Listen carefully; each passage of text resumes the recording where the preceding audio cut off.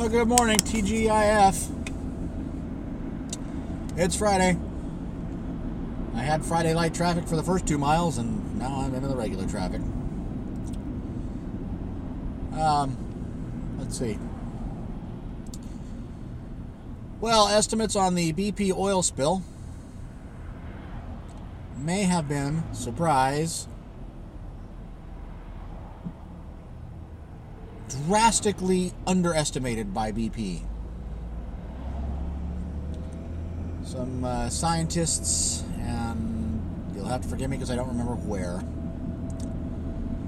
but they took the video that was finally released of the oil gusher at the bottom of the ocean and did, I believe it's called particle velocity analysis. Basically what they did was take the video and looking at particles of oil that were coming out of there, did some base analysis to try to determine how fast and how much oil was coming out. And their analysis is that it may be 10 times what has been said. That instead of 5,000 barrels a day, it's 50,000 barrels a day. And keep in mind that in testimony this week, BP said, well, you know, it could be as many as 60,000. So they had a hunch about this. And now it seems there may be some more scientific evidence that indeed it's gushing at a much higher rate.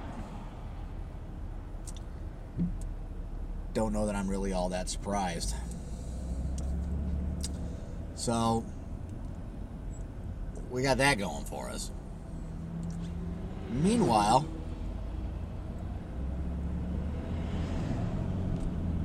there's at least one senator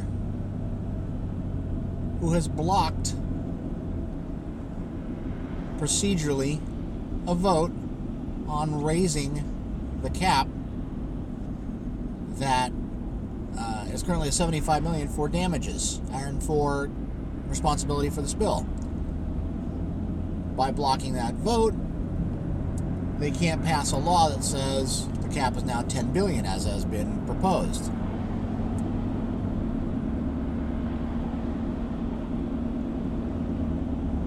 You think they got some connections? The spill is going higher and higher and higher in cost.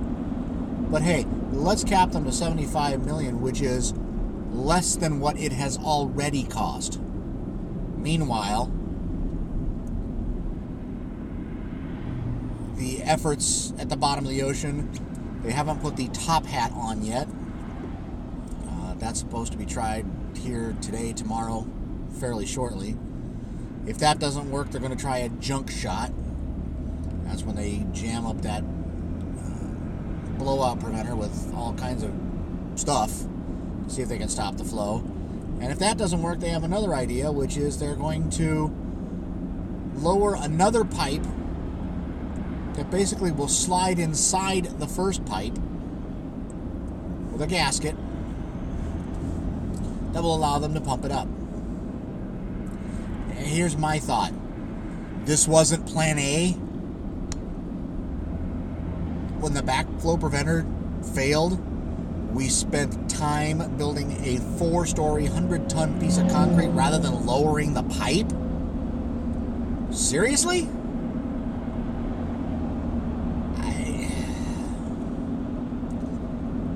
My guess is it wasn't tried because it wasn't a very good idea to start with. And now they're just throwing stuff at the wall and seeing if anything will stick.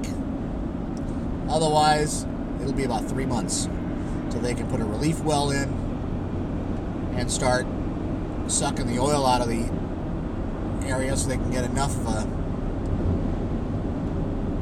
a relief to shoot concrete into the old well. Clog it up. Rocket scientists here.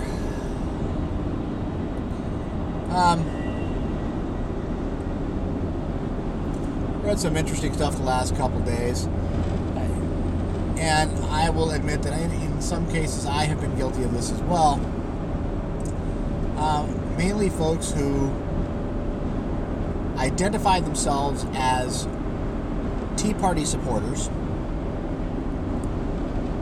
but not the radicals. And to be honest, I have lumped myself with some of them. Or lumped some of them together. I myself have done that. Where I have lumped the radicals and the Tea Party people all together.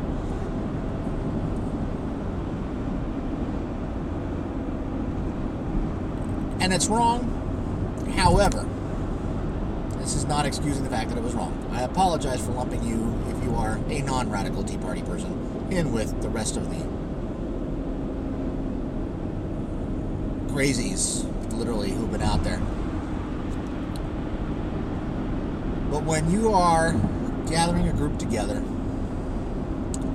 and there are racial epithets thrown out, when, you know, the discussion is about stuff that's just flat out unconstitutional, but you want it to be about the Constitution, when you make arguments that make no sense, that's what's going to stand out. And for those of you who are more moderate in the Tea Party, those people have done you a disservice. The Tea Party movement, unfortunately, has been usurped by a number of forces. Republicans did it right off the bat.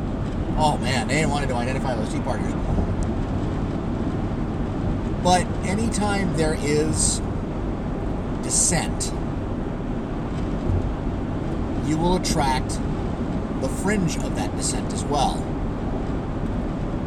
The problem is, those fringe people, in this case, have been not only given a forum, but literally a platform, a place to speak from that has given them prominence. The fringe has taken over the Tea Party element. I'm sorry if you believe differently, but that's what's happening.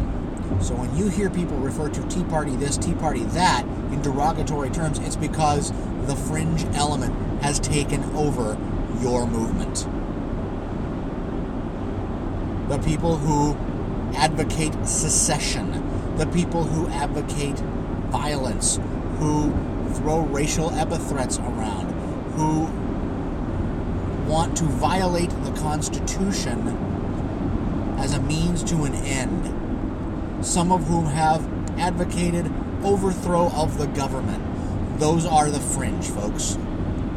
Those are the people that have taken over the Tea Party movement, at least in the perception of people. There are some things in the Tea Party movement that I agree with, but there is no way that I associate myself with those fringe elements. I'm not a Tea Partier. Some things I agree with, some things I don't. I'm sorry if you're lumped in with them. My suggestion is, get another group. And don't let it be taken over by political interests who are doing it just to push their political motives, i.e. the Republicans, or fringe groups who are going to